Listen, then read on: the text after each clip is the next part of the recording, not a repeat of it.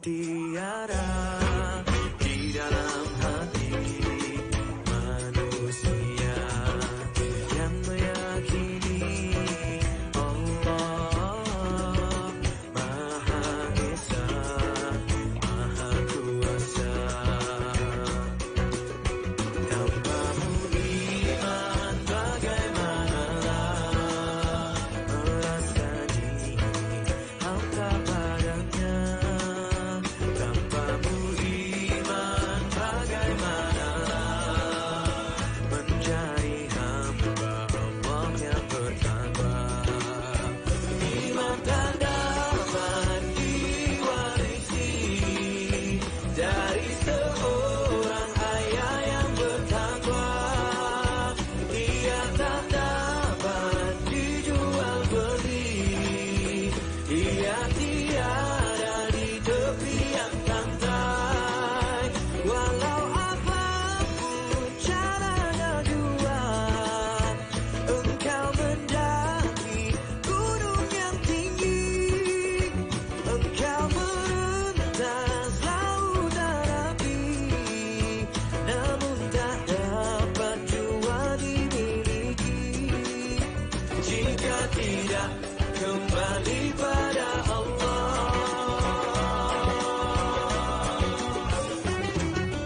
Di mana dalam mutiara di dalam hati manusia yang meyakini Allah Maha Esa, Maha Kuasa.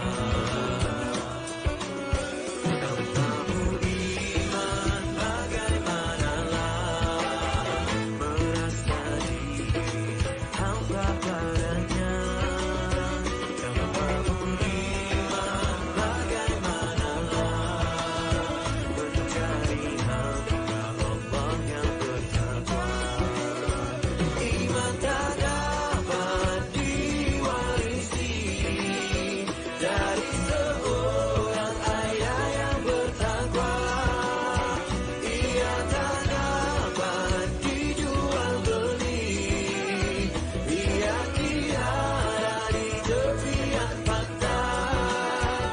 Walau apapun caranya jua, engkau mendaki gunung yang tinggi. Engkau merentas lautan api, namun tak dapat jua dimiliki jika tidak kembali pada Allah. Jika tidak kembali pada Allah. Oh iman, oh iman, oh iman, engkaulah mutiara. Oh iman, oh iman, jika iman engkaulah mutiara. Jika tidak kembali pada Allah. Jika tidak kembali pada Allah.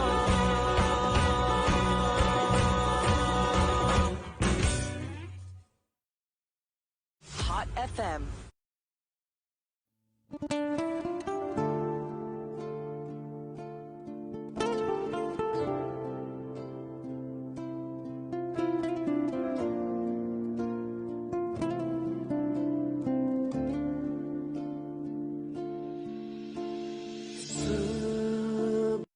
Good grammar and spelling are important.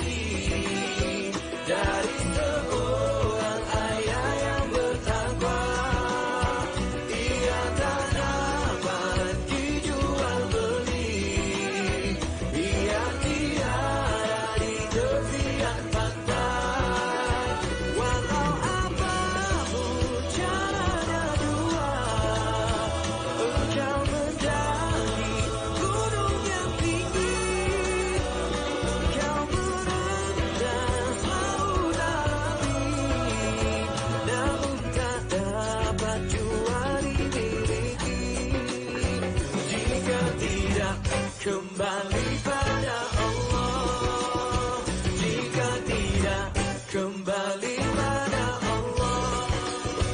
Oh iman, oh iman, oh iman, engkaulah mutiara. Oh iman, oh iman, engkaulah mutiara. Jika tidak kembali pada Allah, jika tidak kembali pada Allah.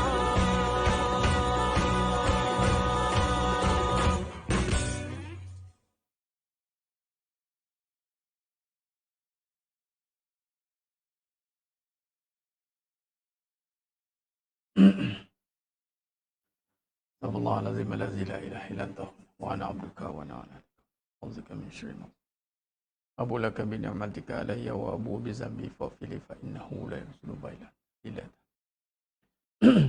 Assalamualaikum warahmatullahi wabarakatuh. Bismillahirrahmanirrahim. Innal hamdalillah nahmaduhu wa nasta'inuhu wa nastaghfiruh wa na'udzu billahi min syururi anfusina wa min sayyiati a'malina. May yahdihillahu fala mudilla lahu wa may yudlil fala hadiya lahu. Asyhadu an la ilaha illallah wahdahu la syarika lahu wa asyhadu anna Muhammadan abduhu wa rasuluh. Allahumma salli ala Muhammad wa ala ali Muhammad. Rabbi yassir wa la tu'assir, Rabbi tammim bil khair. Rabbi shrah li sadri wa yassir li amri wahlul 'uqdatam min lisani yafqahu qawli. Allahumma iftah alaina hikmataka wanshur alaina min khazain rahmatika ya arhamar rahimin. Wallahu allazi la ilaha illa huwa alimul ghaibi wa syahadah huwa rahmanur rahim. Wallahu allazi la ilaha illa hu al-malikul quddusus salamul mu'minul muhaiminul azizul jabbarul mutakabbir. Subhanallahi amma yusyrikun. Wallahul khaliqul bari'ul musawwiru lahul asma'ul husna. Yusabbihu lahu ma fis samawati wal ardi wa huwal azizul hakim. Wala haula wala quwwata illa billahil aliyyil azim wa la manja minallah illa ilaihi amma ba'du. Ayuhal mu'minun ittaqullah usikum wa iyaya bitaqwallah faqad fazal muttaqun. Alhamdulillah, sidang jemaah yang dimuliakan Allah Subhanahu wa taala, para penuntut akademi Radatul Furqan, muslimin muslimat, hadirin dan hadirat. Mudah-mudahan kita semua tergolong dalam golongan hamba-hambanya yang benar-benar bersyukur. Alhamdulillah. Alhamdulillah, semua alhamdulillah ala kulli hal, ala kulli ni'mah. Bertemu lagi kita pada pagi yang penuh barakah ni, pada waktu duha. Berkat dengan waktu duha ini, kekuatan itu kekuatannya, kecantikan itu kecantikannya. Yang mana semua sifat itu adalah miliknya, ini Allah Azza wa Jalla. Mudah-mudahan dengan kita sentiasa istiqamah di dalam jalan ketaatan ni, Allah akan berikan kita nikmat yang mana kata Nabi SAW, barang siapa yang Allah nakkan dia itu kebaikan. May yuridillahu bihi khairan yufaqihu hafiddin. Barang siapa yang Allah nak berikan dia itu kebaikan, maka Allah akan berikan dia kefahaman. Kefahaman dalam konteks menguruskan agamanya, dalam konteks din yang khusus, pecahan kepada perbahasan agama, yakni tauhid, akhlak dan syariat, dan juga kefahaman tentang kehidupan beragama. Dua konteks besar, ibadah umum, ibadah khusus. Dan dalam pengajian hakikat kehidupan, pengurusan kehidupan dan pengajian yang Allah takdirkan amanah untuk saya menyampaikan ini adalah untuk kita merungkai kehidupan dalam konsep yang sebenar, ibadah. Saya diberikan Allah Ta'ala tanggungjawab untuk mendetailkan atau memperincikan kehidupan itu. Sebab dua ini penting. Dan apabila kita nak memperincikan kehidupan beragama, sudah pasti kena ada didikan agama, baru boleh melihat kehidupan dengan agama. Agama yang dimulakan dengan iman, dan iman itu mestilah iman yang benar dan bersandarkan dalil.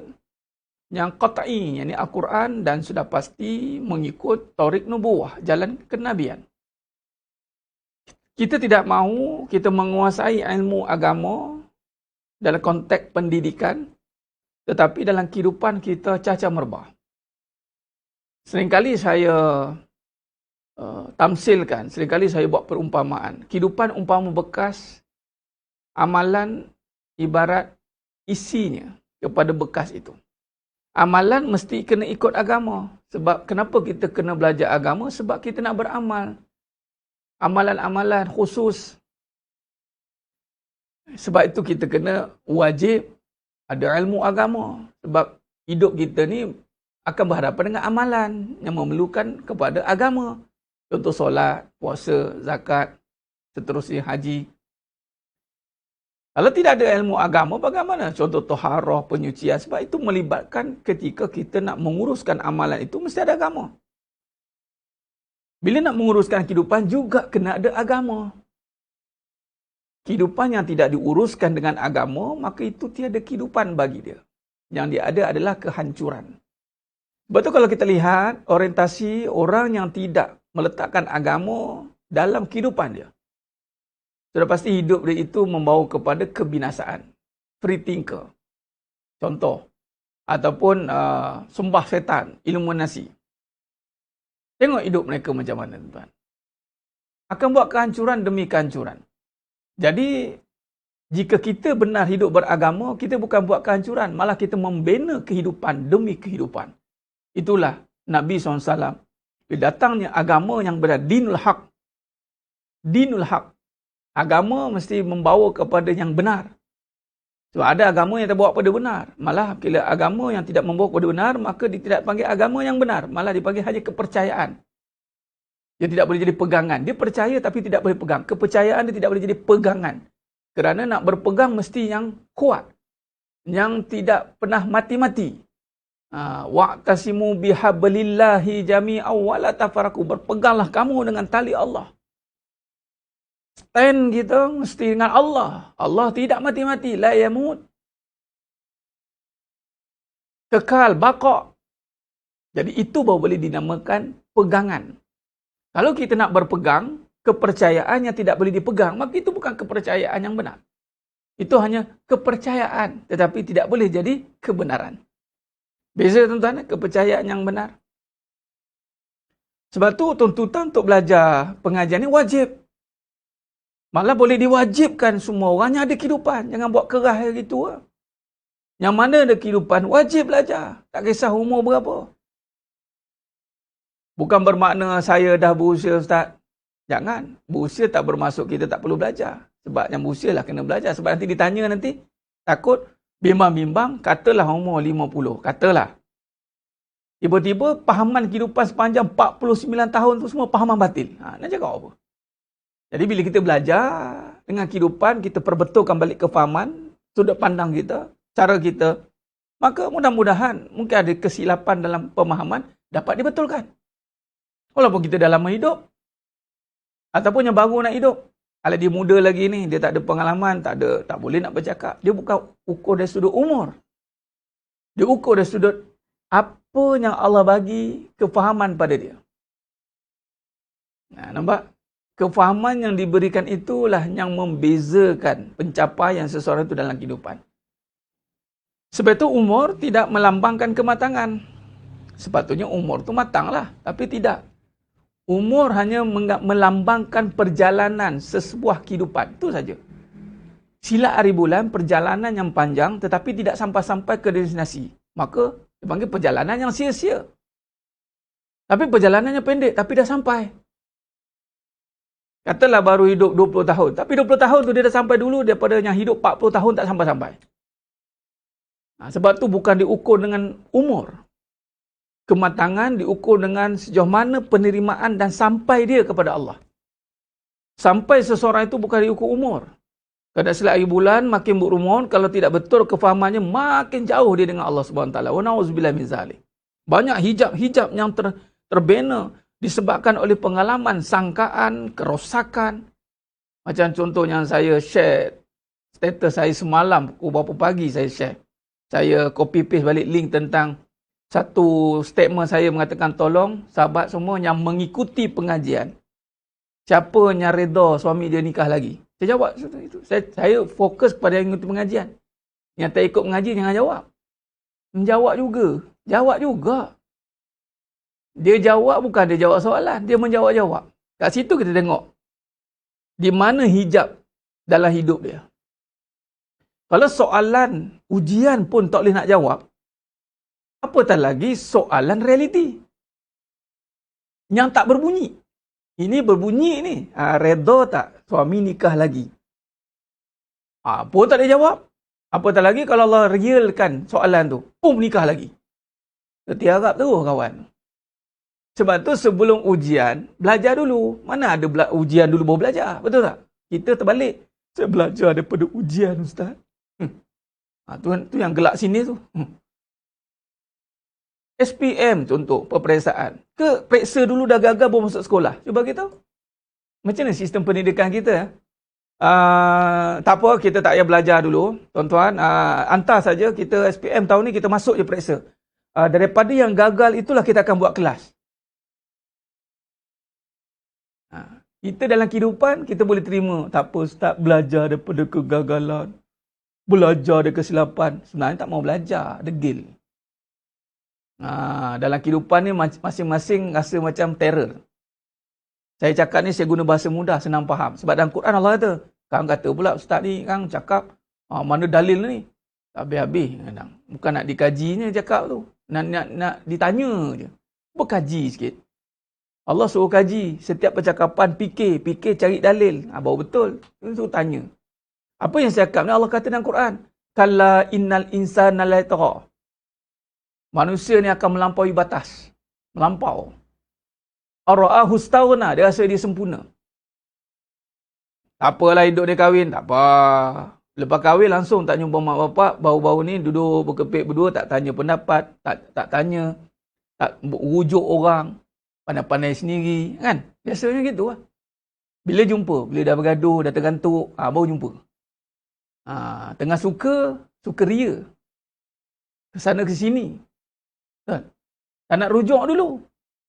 Orang patut rujuk dulu. Tanya, minta pendapat. Macam mana. Itu sepatutnya yang kita kena buat. Nampak? Jadi, kalau kita lihat kehidupan ini, salah kita menatapinya. Kita tidak membina dengan agama. Kalau bina dengan agama, mesti ilmu ke depan. Sebab agama meletakkan ilmu, itu kewajipan. Talabul ilm. Malah kalau kita rujuk dalam surah Al-Baqarah ayat 1 ayat 2 tu. Kalau ikut ini tuan-tuan, saya waktu saya present, ini saya cerita dah dalam ceramah, cuma saya buat dalam SOP. SOP ni kena present. Ketika saya bawa perkara ni kepada Profesor Datuk Dr. Yusof, salah seorang daripada pensyarah UIA di Gombak tu, one of the dekan di bahagian syariah dan usuluddin. Saya bagi tahu, Prof saya cakap, kita ada susun atur sebenarnya. Kalau rujuk pada surah Al-Baqarah ayat 2 tu, Zalikal kitabul la raiba fihi hudal lil muttaqin alladzina yu'minuna bil ghaib wa yuqimuna shalah. Alladzina yu'minuna bil ghaib. Ghaib dulu baru solat.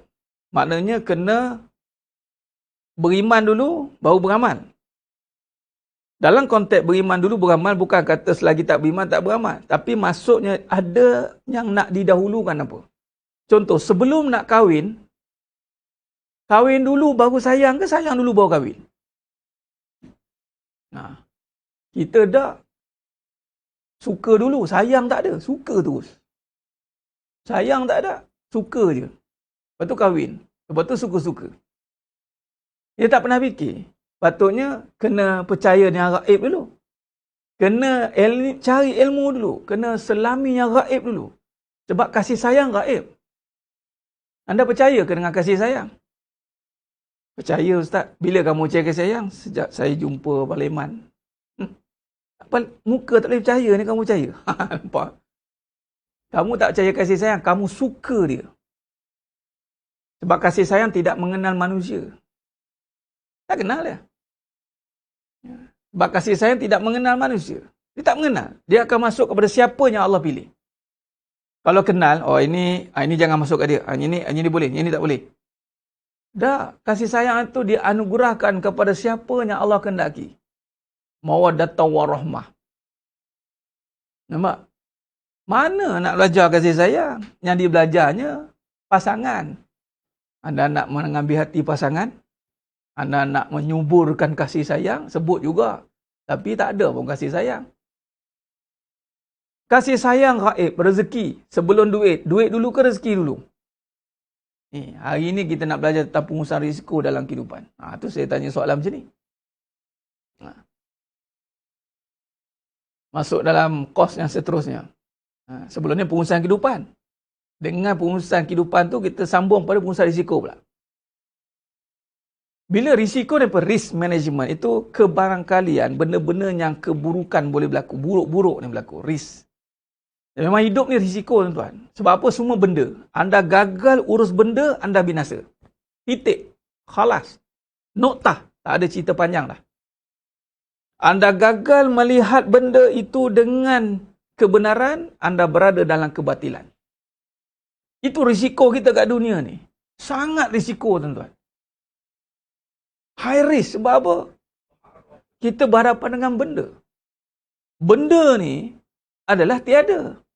Benda tu tak ada. Bila Allah uji dengan benda yang tiada, tiba-tiba kita gagal tengok apa yang sebalik yang tiada tu. Apa yang ada. Faham tak soalan ni? Faham tak? Di sebalik yang tiada tu. Yang kita nampak ada. Contoh ada suami. Sebenarnya itu risiko tu. Risiko ada suami adalah hilang kasih sayang. Itu risiko lah tu.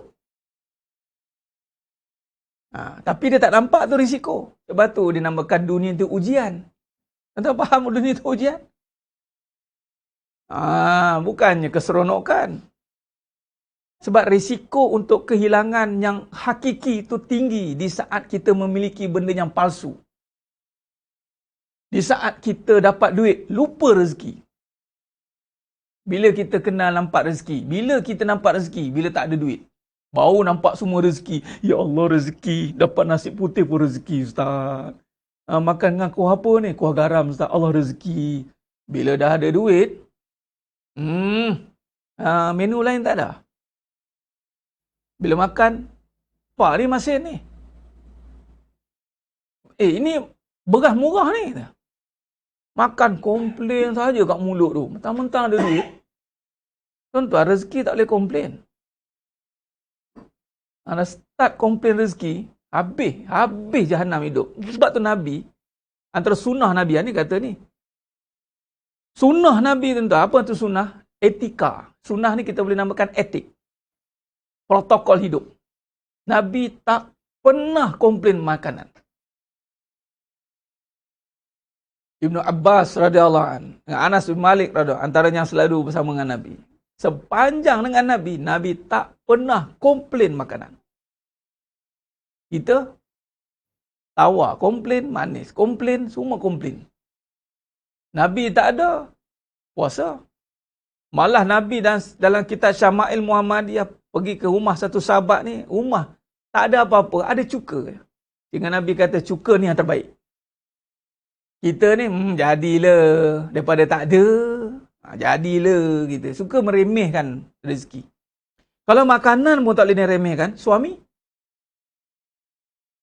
isteri, anak-anak.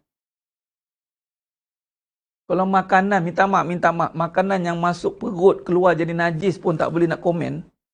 Agak-agak kalau suami, yang banyak manfaat kita dapat atas dia tu.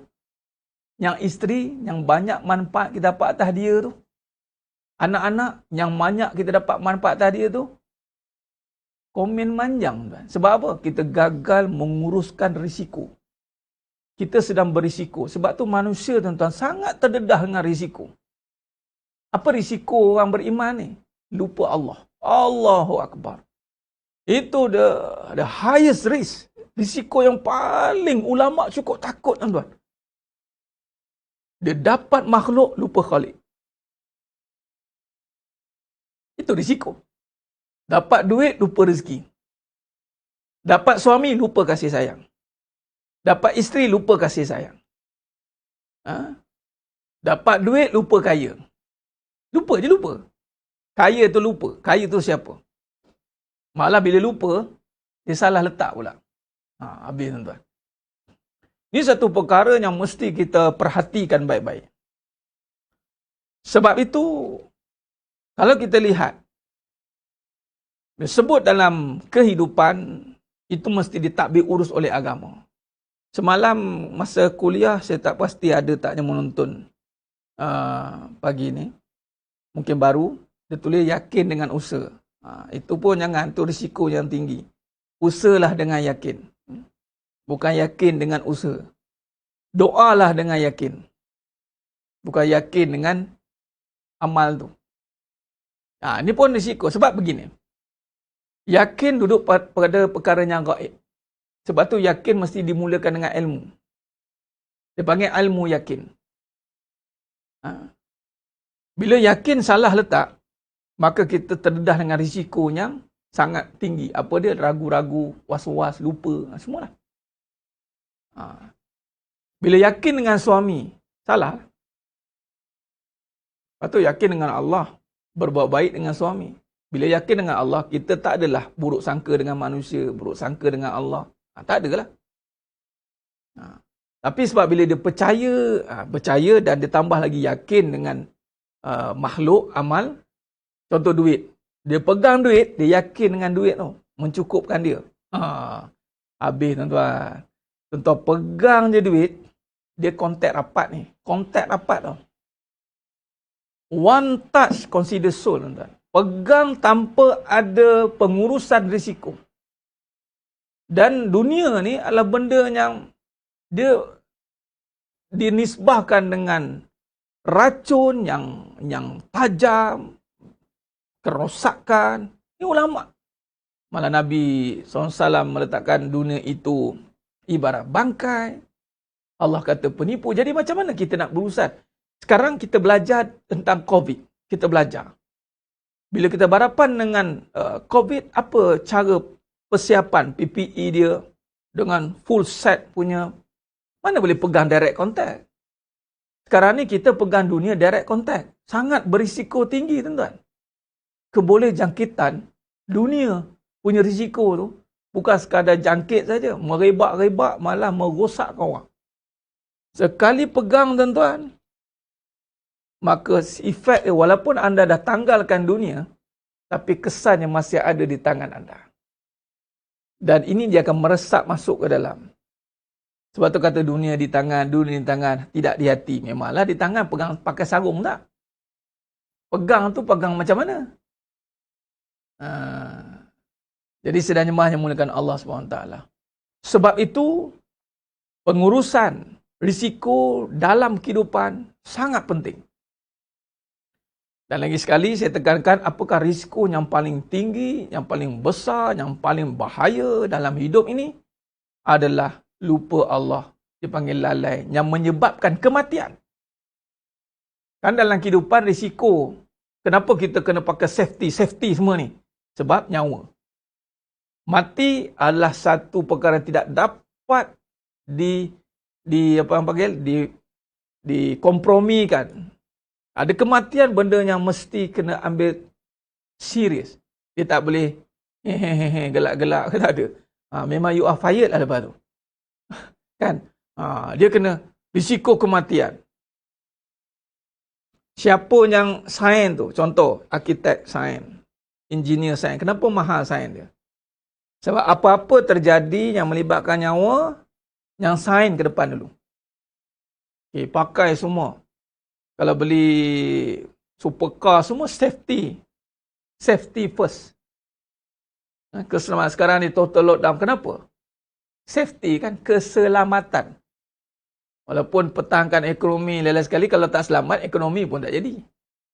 Jadi tak nak keselamatan dan kesihatan itu the highest risiko dalam hidup ni. Tak ada duit, kita boleh cari dan usahakan. Tapi kalau tak ada kesihatan, anda nak usaha macam mana? Tak ada keselamatan, anda nak buat macam mana? Keselamatan pula ancaman kesihatan. Lagi tinggi kalau ancaman musuh boleh lari. Ancaman musuh, kita boleh perkuatkan kita punya benteng pertahanan, kita keluarkan military system, kita panggil kita punya ni. Sekali, sekarang musuh kita itu adalah COVID. Jawab begitu. Nak nyuruk macam mana? Banyak kalau kita tengok risiko dan kehidupan dalam konteks kemanusiaan, dalam buka sirah-sirah Nabawi, bagaimana satu persatu zaman yang Allah bagikan balak dari sudut musibat, penyakit, ya Allah, tak ada siapa boleh halang. Kalau musuh ni kita boleh lawan lagi, tuan. Kalau penyakit, kita lawan, kita mesti menang. Memanglah kita boleh buat statement. Last sekali keluar satu statement, tolonglah tuan-tuan, duduklah kat rumah. Jangan sampai collapse kita punya kesihatan punya ni, tolonglah. Kalau betul kita lawanlah COVID tu. Risiko sebab dia melibatkan kematian. Baik, risiko di dalam kehidupan yang lebih besar daripada kematian jasad, itulah kematian jiwa. Bukan kemalangan jiwa, sebut kemalangan jiwa tu meninggal lah, tapi mati hati itulah yang paling bahaya.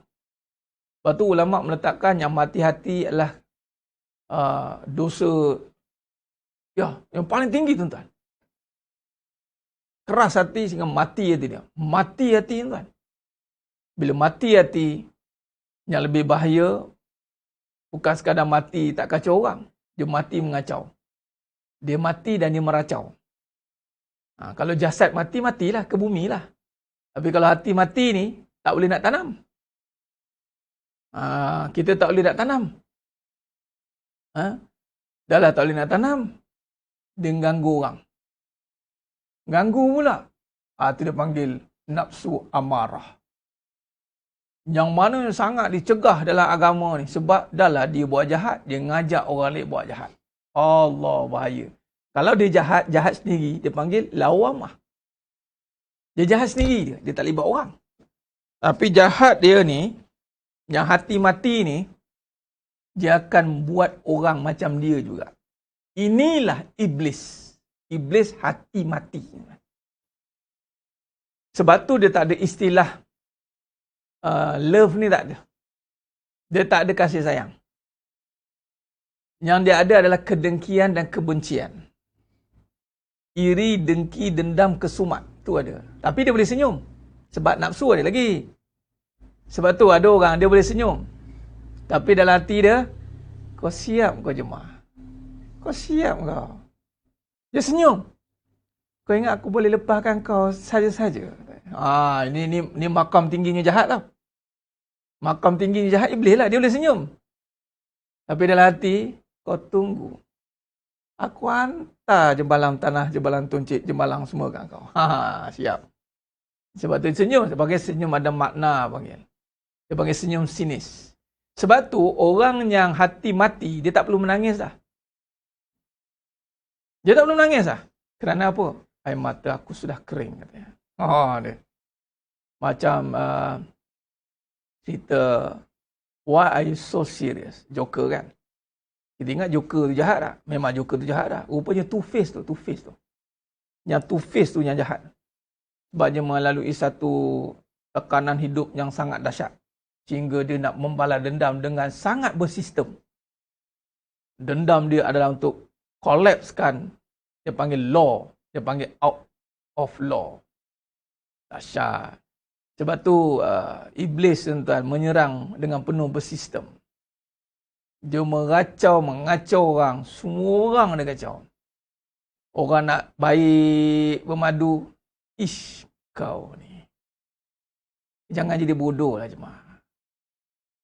Pertahankan hak engkau tu, jemaah.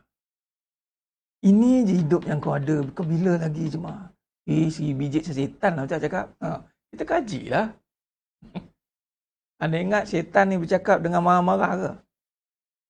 Marah-marah tu manusia. Syaitan bukan macam tu.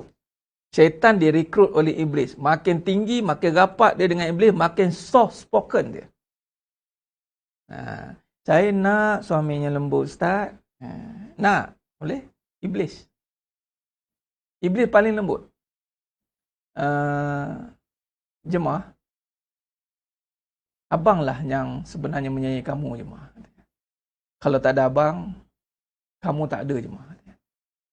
Jemaah pun, ya bang, hidupku, matiku untukmu jemaah katanya. Jemaah pun kata, ya bang, hidupku, matiku untukmu bang. Bagus. Syabas betul. Dia tepuk-tepuk dengan ke. Dan ingat apa? Yang pergi rukiah tuan-tuan, keluar jin-jin saka yang mengamuk tu, itu prebet panggil. Macam saya katalah sebelum ni, saya pernah diuji dengan iblis oleh jelma. Kita baca tak lut tuan-tuan. Memang tak lut ayat Quran. Saya cakap, Masya Allah. Akhirnya budak tu dah hantar ke bat. Saya cakap, saya surrender lah. Memang kita tak mampu nak hadapi. Melainkan hanya dengan Allah. Tapi kalah juga ada pandang. Okey. Aku takutkan Allah katanya. Sudah tuan-tuan. Memang iblis takut Allah. Kalau dia tak takut, takkan dia minta izin dulu nak buat jahat. Kita lempang suami kita dulu bawa taubat kan.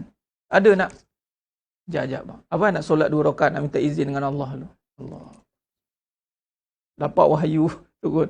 Dapat izin. Baru bergaduh. Ini dah. Kita dan bergaduh-gaduh. Dan lempar ni pun nak menangis. Iblis dah. Sebelum buat jahat, minta izin dulu. Jadi siapa jahat? Siapa lebih jahat daripada iblis? Manusia lah. Sebab tu manusia ni dia boleh lebih jahat daripada iblis. Sehingga dia mengaku Tuhan. Itu kejahatan paling besar. Sebab iblis masih menganggap dirinya hamba dan masih ada Tuhan. Allah. Sebab tu dia buat jahat, dia minta izin. Kita dah mengaku Tuhan. Ikut akulah katanya. Ikut akulah. Ini hidup aku. Aku yang sakit, aku yang tanggung. Dia lupa Allah. Patutnya nak buat apa-apa, minta izin. Nampak? Minta izin lah. Ya Allah nak buat jahat. Try lah tengok. Minta tidak? Ya Allah izinkan. Ya Allah aku nak buat maksiat lagi. Ya Allah. Try lah. Try doa macam tu. Tak berani kan?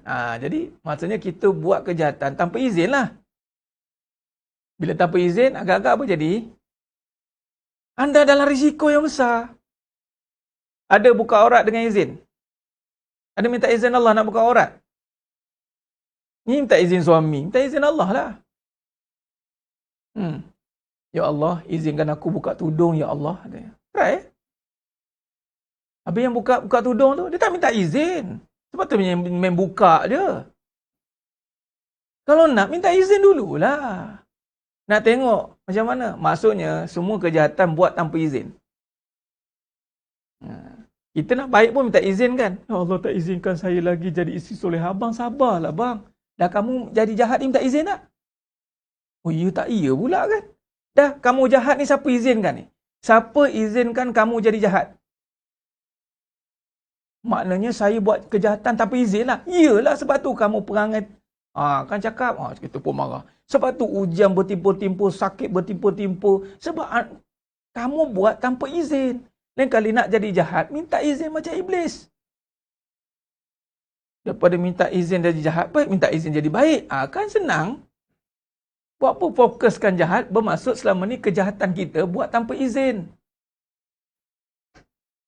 Allah tak izinkan kita buat jahat, tapi kerana nafsu, gagal, kita nak tundukkan, kita gagal menguruskan risiko di atas ini, maka kita buat kejahatan tanpa izin Allah. Allah tak ridha, tuan.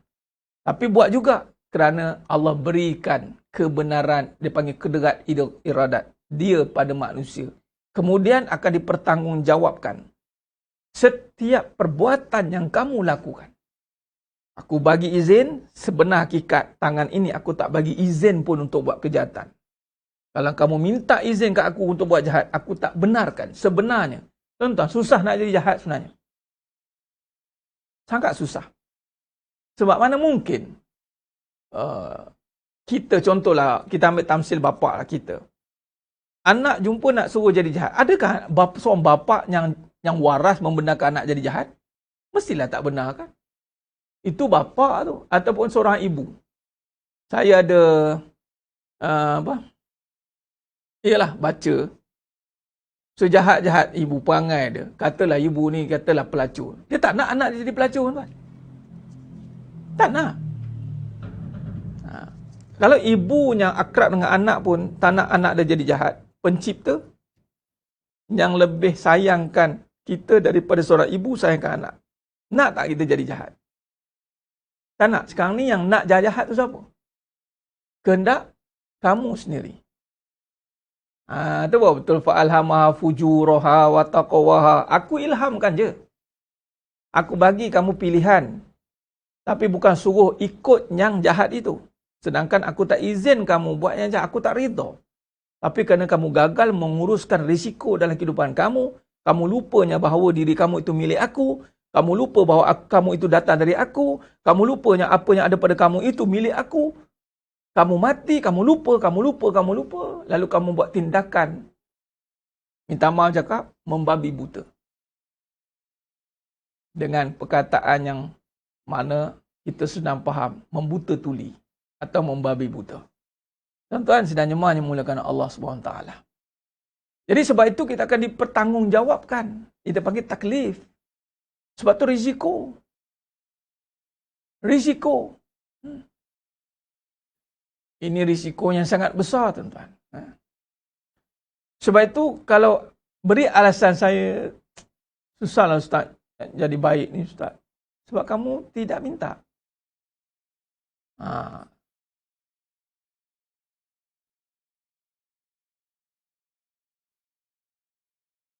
Yang menyuruh mestilah dua kali lipat. Menyuruh orang buat jahat, dia 2 kali lipat lah akan dipertanggungjawabkan. Pertama, kejahatan dia. Kedua, yang disuruh orang buat jahat tu. Allahu Akbar. Tuan-tuan, jelas bagaimana yang dikatakan risiko dalam kehidupan ini. Ini permulaan perbincangan kita. Ya. Jadi kalau kita lihat, risiko ataupun kerosakan. Risiko ni apa? Bahaya. Bahaya. Bahaya nak menguruskan bahaya ni. Risiko ni bahayalah kan.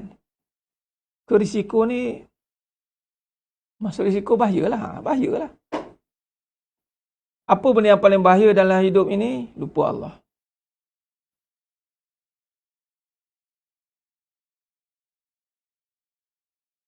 Ini risiko yang paling tinggi dan inilah yang musuh Allah nak buat. Itulah iblis. Bagaimana dia nak buat kita lupa Allah? Dengan kehidupan. Kehidupan ni lah kita akan lupa Allah. Daripada kehidupan barulah dia akan kacau amalan. Ini kedudukannya tuan-tuan, begitu ya. Bila kehidupan anda lupa Allah, maka anda solat pun lupalah Allah. Sebab tu sebelum solat tu kan, Ustaz nak solat, ya sebelum tu kan, kehidupan dulu. Masak, makan, minum, ni kehidupan lah. Bergaduh dengan lelaki, bergaduh dengan suami, lepas tu baru solat kan. Jadi bila kehidupan dah mula lupa, dah gagal kat sini, maka dimasukkan dalam amalan, okey, selesai.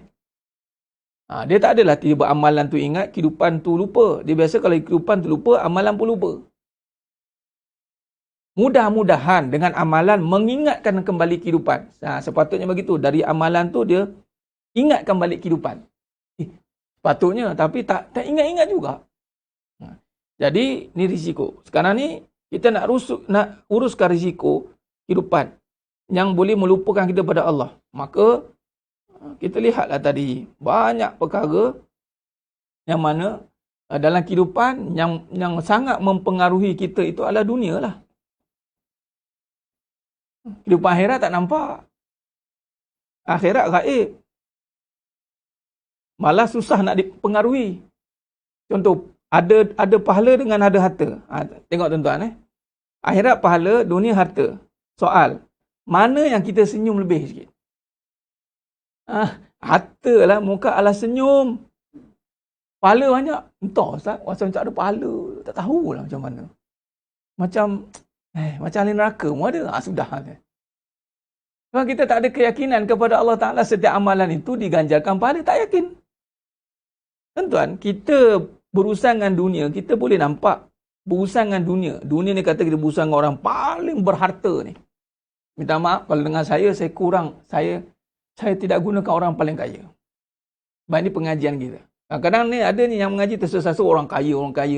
Itu ujian. Ini risiko ni. Mentang-mentang ada harta, Nabi kata kaya miskin, Allah kata kaya, kita patutnya fikir. Tapi kita telan bulat-bulat. Itu ujian. Mentang-mentanglah banyak harta, terus orang kaya. Saya takkan panggil. Saya akan panggil orang berata saja. Orang berada. Jadi, sama dalam perbualan. Kadang-kadang kita orang kaya. Dan mengaji pun sebut juga tu. Tersasul sebut orang kaya. Orang kaya ni apa? Kenapa? Kalau betul nak sebut orang kaya tu, solat subuh dia. Orang kaya tu, ni nuntut ilmu semua ni. Orang kaya ni, ya Allah mak kita kayanya, ya Allah. Kaya, ya Allah, didik kita, pustakaan kita. Tapi sebut mak saya orang miskin, Ustaz. Saya akan sebut orang berata je. Susah nak iktiraf orang kaya, melainkan dia zahirkan kekayaan macam contoh, Sayyidina Abu Bakar Siddiq radhiyallahu an. Mana harta? Tak ada dah. Contoh. Separuh Sayyidina Umar Khattab radhiyallahu an. Ustaz, katakan riak pula. Tak, sedekah boleh. Infak boleh dipertontonkan. Tak ada masalah. Dua kan, secara sembunyi dan dipertontonkan. Nak ngajar sikit. Kadang duit 100 juta. Yang kita dengar 1 juta. 1 juta tu kita kadang, kayanya. Dalam bank ada 100 juta. Kita dengar sedekah infak 1 juta tu dah. Patut malu. Patut malu yang ada 100 juta malu. Sama tuan-tuan, saya infak 1 juta sikit. Sebenarnya dalam bank saya ada 100 juta gitu. Patutnya bagi tahu, okey, saya tujuan saya bagi tahu ni supaya anda kena tahu. Sebab tu nak berata, biar berilmu. Nanti kan orang nampak kita sedekah banyak, lepas sekali Allah, itu pun nak lari tag.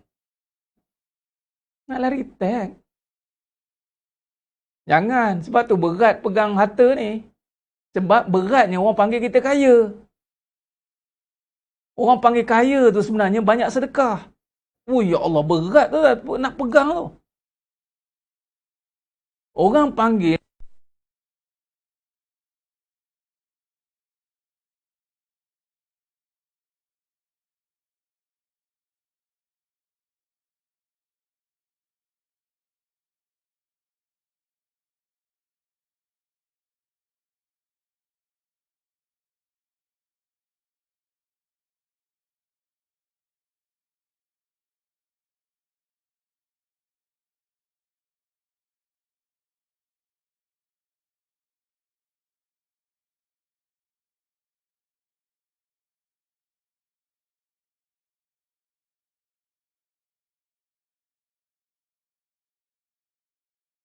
Allahumma salli ala Muhammad wa ala ali Muhammad.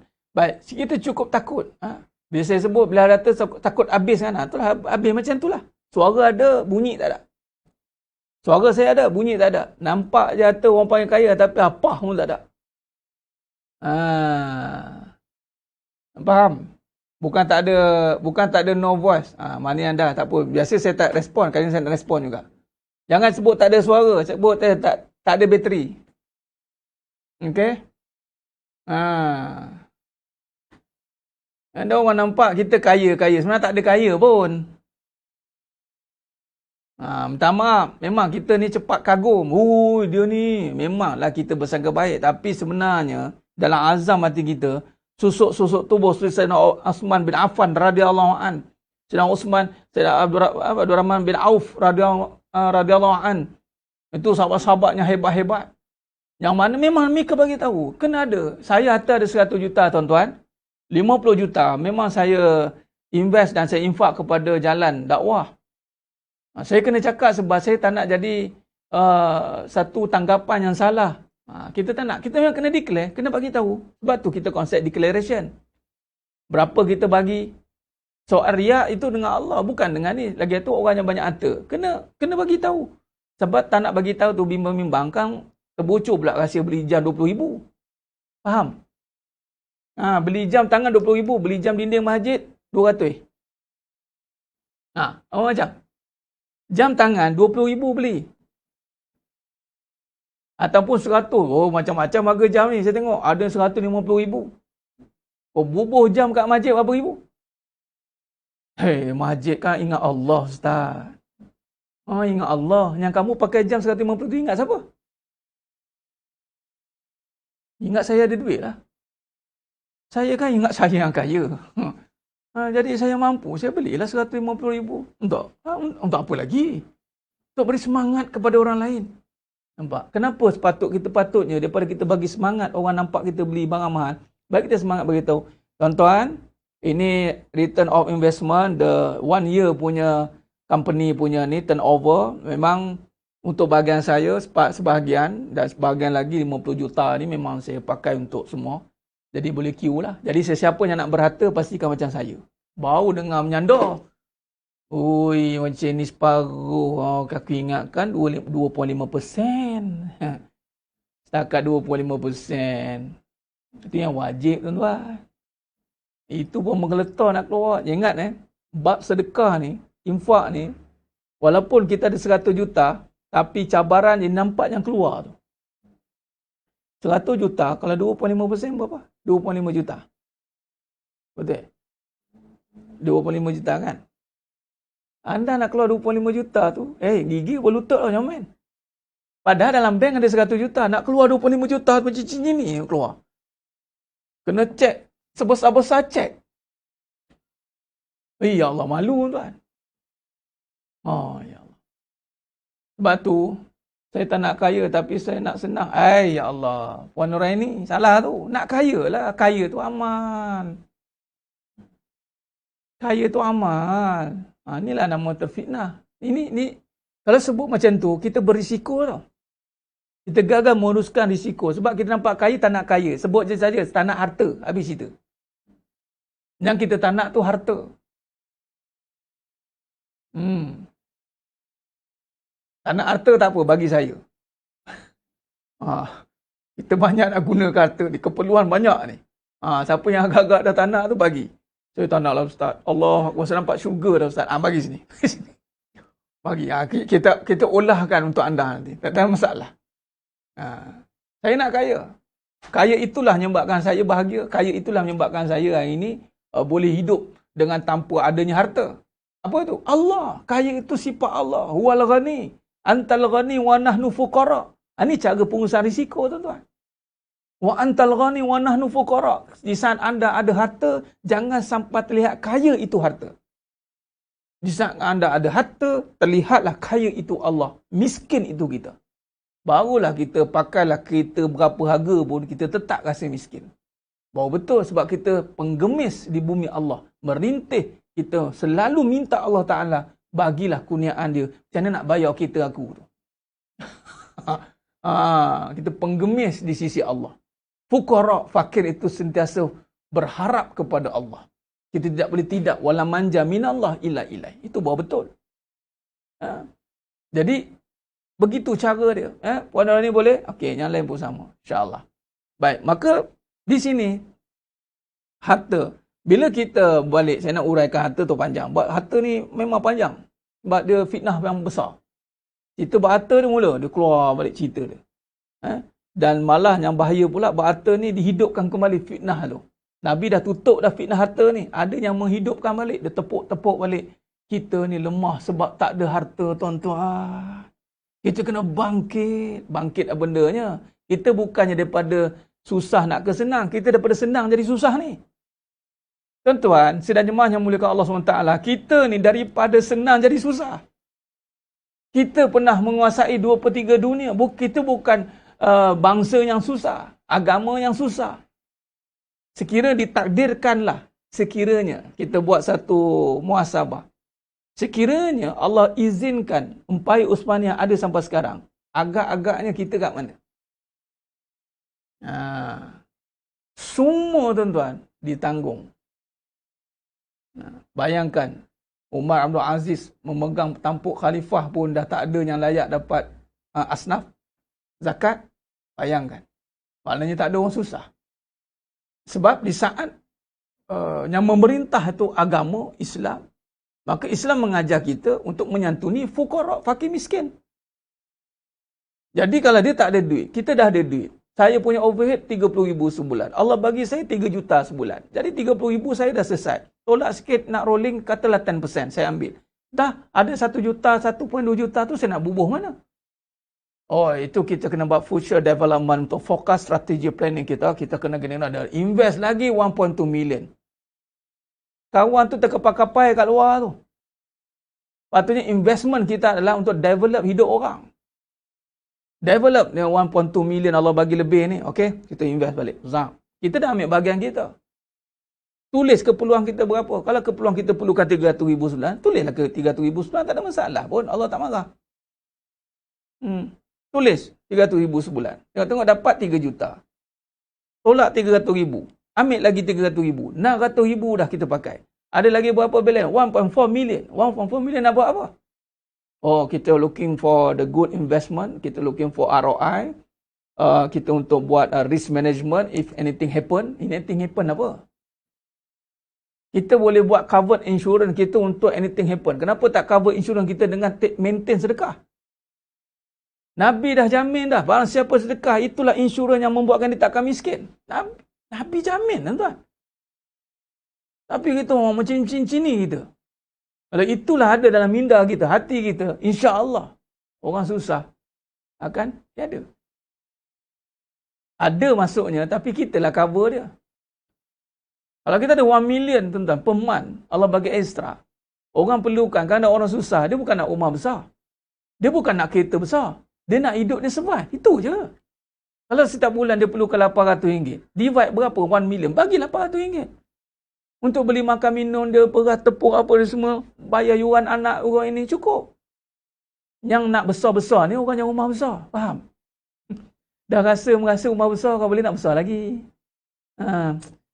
Kau boleh ni macam kilang pun. Rasa rumah ni. Dia macam tu. Kalau yang rumah kecil ni, dia dah biasa. Tak apalah. Ini pun dah okey dah. Dah ada rumah pun okey dah katanya. Kadang-kadang yang ada rumah besar pun, nak besar lagi ni. Rasa kau boleh ni. Boleh lagi 5 tingkat lagi ni kata. Nampak? Yang kata tak ada kereta. Kalau kita bagi dia kereta pun, dia dah nak. Tak apalah selesa naik public transport je. Kan nak isi minyak lagi. Nak bayar road tax lagi. Kan rosak stepan. Hantar kereta kedai lagi. Saya tak pandai benda-benda macam tu kata. Tak apalah. Saya naik public transport ni sekarang ni senang. Sekarang kan dah ada Grab. Dah ada ini. Lala Move semua dah ada. Dah saya minta tu je. Driver saya ramai katanya. Driver ramai. Dia call je. Sampai. Nampak? Jadi sidang jemaah yang mulakan Allah SWT. Sebab itu, harta dia panjang. Ni cerita harta ni. Saya ceritanya, kalau sekiranya kita berurusan dengan dunia, orang yang paling berharta, kita yakin. Tu datang yakin tu, dia boleh bayar aku. Kita masuk company, berhad. Senyum. Sebab apa? Secure. Kita rasa secure. Sebab berhad ni, kita pula tengok turnover dia. Rasa confident kita kerja dengan company berhad. Tapi di saat kita buat amal soleh, yang menjanjikan pahala, Allah janjikan pahala. Falahum ajruhum inda rabbihim. Kenapa kita tidak yakin dengan tawaran Allah? Sedangkan Allah tidak pernah memungkiri janji. Innallaha la yukhliful mi'ad. Inilah risiko yang kita sedang hadapi ni. Sebab kita lupa kehidupan kita. Kita lupa Allah.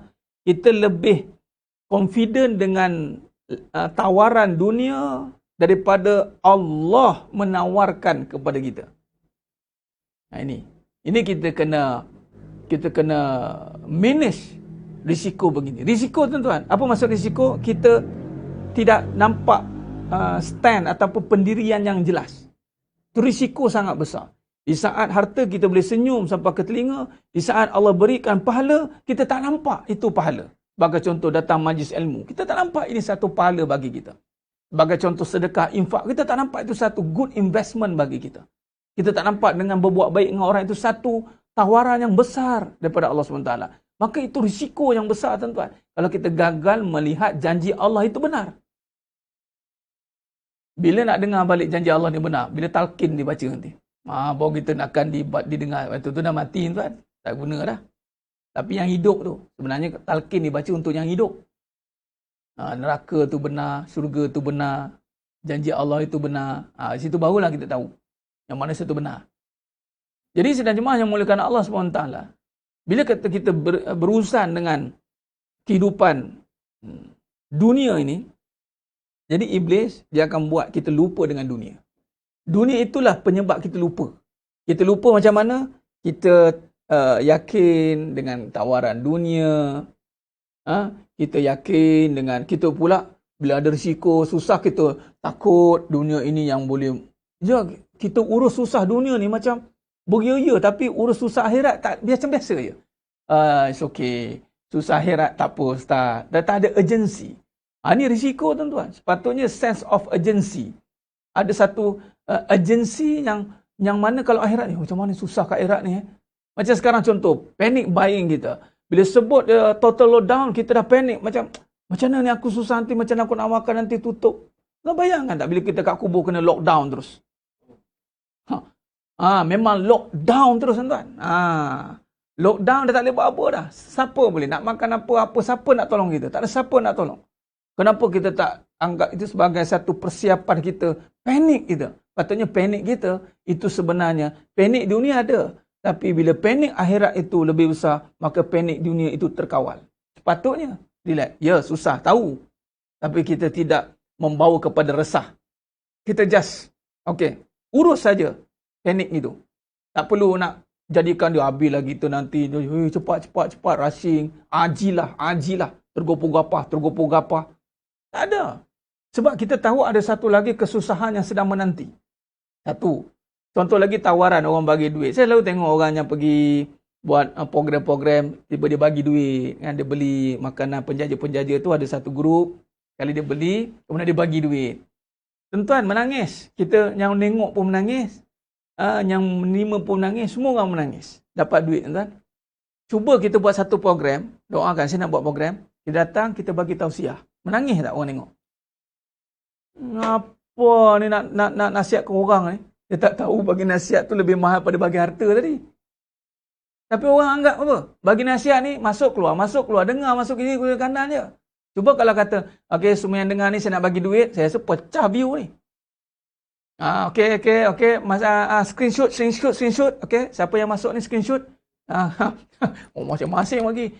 Siapa paling lama stay, kita tengok. Kalau kata dia stay sampai habis rancangan, kalau 1 jam kita bayar setiap minit, 10 minit, RM10. Macam ini orang. Sebab apa? Dapat duit. Kita bila bagi duit, melutut kita. Kita rasa, terima kasih. Memanglah kita appreciate, terima kasih. Tapi, bila orang bagi pahala, kita cebik. Itu apa? Risiko tuan-tuan hidup macam tu. Lepas tu orang nak bagi nasihat tu, kita sedap lah. Allah, ini yang saya nak dengar ni, nasihat saya. Dengar, ya Allah, terima kasih Tuhan. Sebab ilmu lah yang menjaga saya, bukan harta. Kata Sayyidina Ali bin Abi Talib karamallahu wajhah, harta sebanyak mana ada kita yang kena jaga. Ilmu sebanyak mana ada, ilmu jaga kita. Kita bawa kereta tuan-tuan, tanpa ilmu, kita akan ke dalam. Mana? Ke dalam lubang. Ke dalam mana? Ke dalam hospital. Mana macam ke dalam lah. Paling bahaya ke dalam kubur. Tapi bila ada ilmu tu jaga. Jaga-jaga. Speed limit. Kadang-kadang saya tengok kereta-kereta high speed ni ada 700 horsepower. First sekali kata, siapa-siapa nak pakai kereta 700 horsepower, pertama dia kena ada teknik handling yang tinggi lah. Dia kena dah biasa ni. Contoh yang pakai superbike tuan-tuan. Jika saya bawa, pergilah satu jemaah ni, dekat satu tempat ni. Dia katalah, Ustaz, cantik superbike. Alhamdulillah, hazam yafali Rabbi. Tengah borak tu sekali cakap, anak saya meninggal Ustaz naik superbike. Allah saya. Innalillahi wa inna ilaihi raji'un. Kenapa Ji? Itulah silap saya juga. Dia tak pernah naik motor Ustaz. Tiba-tiba saya belikan dia superbike. Anda tahu superbike tu macam mana? Dia bukannya boleh pulas sikit-sikit. Dia pulas tuan-tuan paling ringan, paling basic 18. 18 kalau pakai motor yang 115 120 cc tu habis. Saya bawa habis macam tu dah pusing, tak sampai-sampai lagi. Ada satu ketika tu sahabat-sahabat kita join lah, jom join. Ustaz laju sangat. Biasa je kami bawa tu. Saya kat belakang dah habis pusing lah Ustaz. Macam ni bawa lah. Yalah tengok cc lah berapa. Yang kamu ikut tu 1000 cc. Yang kamu 100 cc. 100 cc. Pulas 100. Oh, dah habis pulas. Kita 100 tu macam ni baru. Meninggal tuan-tuan. Jangan. Jadi, itu pun kita nampak ada ilmu jaga tuan. Jadi kalau tak ada ilmu nak bawa motor, jangan belilah motor tu. Ambil ilmu dulu. Ilmu belajar dengan praktikal dan teori. Pergi belajar teori dulu, kemudian ambil praktikal pula. Belajar handling, belajar naik TT tu, handle, nak balancekan dia. Yang bahaya buat motor ni tak balance. Bila tak balance tu yang boleh collapse tu. Sebab tu kalau tengok yang mana pelumba-pelumba tu, tengok handling dia. Macam ni. Lagi tak ada brake. Motor depa mana ada brake. Tengah laju mana boleh brake. Bawa 200, 27, 28, mana boleh brake. Tukar gear dia, main gear. Itu kalau kita tak belajar dengan kita ke dalam. Baik, bermaksud, tengok. Dunia kehidupan inilah yang akan menyebabkan kita berisiko di saat kita gagal membezakan yang mana yang benar-benar memberi manfaat menyelamatkan kita daripada kesusahan hakiki. Sepatutnya begitu. Jadi ini antara mukadimah pengusahaan risiko dan kita akan pecahkan satu-satu perbincangan nanti pada sidang akan datang. Sebenarnya itulah dia. Kita ulang lagi sekali dan kita buat kesimpulan. Risiko yang paling tinggi dalam hidup yang menyebabkan kita akan berada dalam risiko yang bahaya yang paling besar itu boleh lupa Allah. Tuan-tuan, lupa Allah ni bukan tak beramal. Lupa Allah ni kita tidak mampu membezakan yang hak dan batil satu. Kemudian kita tidak menganggap janji Allah itu sangat-sangat kita dipanggil apa? Kalau dalam ini bila nafsu kita dah ditenangkan mutmainnah, dia akan jadi nafsu kita ada gairah kepada agama, gairah kepada janji Allah. Soalnya sekarang gairah kita tu ke dunia. Bila gairah kita ke dunia, bila diberi pahala kita biasa je. Bila harta kita seronok. Dia sepatutnya bila bagi pahala kita seronok. Bagi harta biasa je. Tapi bila ada cerita tentang pahala pada harta kita seronok. Bila ada harta ni kita boleh buat pahala ni. Ya, pahala. Kita dengar pahala. Sekarang kita tak. Apa? Harta. Dengar harta. Itulah kalau tak ada harta susah kan kita nak buat pahala. Pada ada hati dia, aku nak harta bukan nak pahala. Sedangkan orang yang gairah kepada janji Allah ni, dia seronok dunia ni bukan sebab dunia tapi kerana amal padanya. Dan surah Baqarah ayat 25. Wa basyiril ladzina amanu wa 'amilus solihati anna lahum jannatin tajri min tahtihal anhar. Nampak? Wa basyiril ladzina amanu wa 'amilus solihat. Kabarkan berita gembira bagi orang yang beriman dan beramal soleh. Arti kata lain, bila kita berjaya menguruskan risiko kita, kita akan bahagia dan gembira, tuan-tuan. Jadi orang yang layak gembira di dunia ini adalah orang yang bebas daripada risiko lupa Allah. Itu je. Dia boleh relax. Habis start yang tu tak ingat Allah pun gembira je. Dia suka je. Suka-suka tu. Tengah suka-suka. Dia tengah suka-suka selagi derita. Tu sebab tu orang tu kata jangan suka sangat. Kalau menangis. Betul. Yang suka-suka menangis. Orang beriman tak? Dalam suka dia bawa kepada perbincangan yang lebih besar. Apa suka yang sebenar? Ni tengah seronok ni ada duit ni. Ni seronok ni bukan sebenar ni. Oh, pahala. Apa aku nak buat dengan harta ni supaya jadi pahala? Dia upgrade lagi perbincangan supaya suka dia itu benar-benar bahagia. Maka ketika harta dia dibawa kepada perbincangan pahala, maka dia mendapat kegembiraan yang sebenar. Lalu dia kurang dan dia dihindarkan daripada risiko kesedihan. Dia itu perbincangan yang akan datang, risiko kesedihan, risiko kesakitan, kekecewaan. Itu sebenarnya risiko itu adalah melibatkan hati ya. Bukan risiko yang melibatkan macam aksiden itu perbincangan safety. Keselamatan badan.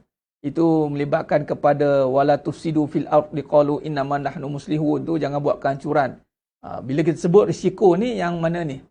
Kehancuran hati ni. Risiko untuk tidak bersedih, risiko untuk tidak kecewa. Itu kita kena lalui dan kita kena tahu. Dan kalau yang dah kena, dah impact kena, anda kena belajar balik untuk recover balik. Kena tahu balik susun atur kenapa risiko itu terjadi. Anda kena accept lah, kena terima lah. Kemudian kita perbetulkan balik. Sebab insya-Allah selagi mana Allah beri peluang untuk kita belajar, untuk ilmu, bermaksud Allah sedang beri peluang untuk kita memperbaiki kehidupan kita. InsyaAllah. Yang tak ada peluang untuk dengar majlis ilmu tu, tak dapat dia nak tolong. Allah tak nak tolong tu.